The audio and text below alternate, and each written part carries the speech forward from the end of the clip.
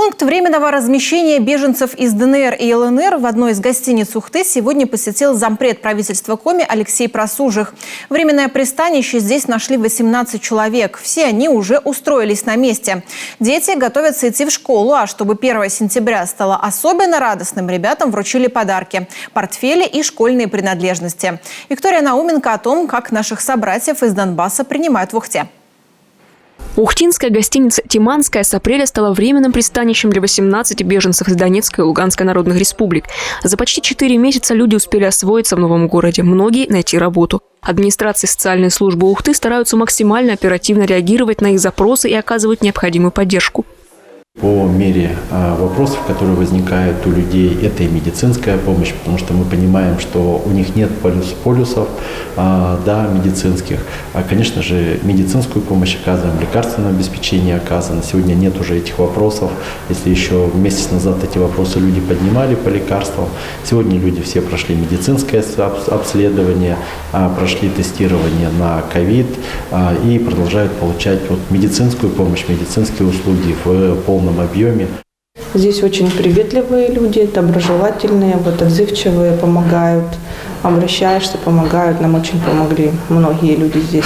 Мы там у родственников, у знакомых, в общем, своими силами поначалу все это проживали. А сейчас у нас вообще возможность появилась. Здесь разместили нас в центре размещения. Очень комфортно, удобно, все нравится. Очень много внимания от служб. В семье Бабошко из Мариуполя за эти несколько месяцев в Ухте даже случилось пополнение. Полуторамесячный гражданин Российской Федерации Артур Константинович спокоен и доволен, как и его мама.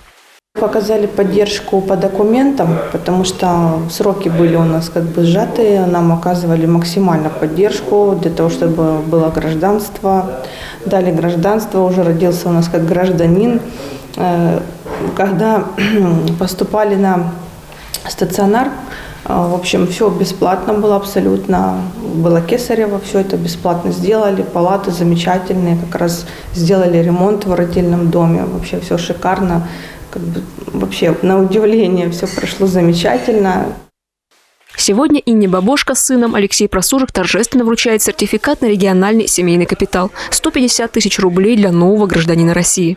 Действительно, первый у нас такой на 150 тысяч сертификат, первый новорожденный на территории еще и пункта временного содержания и на территории города Ухты.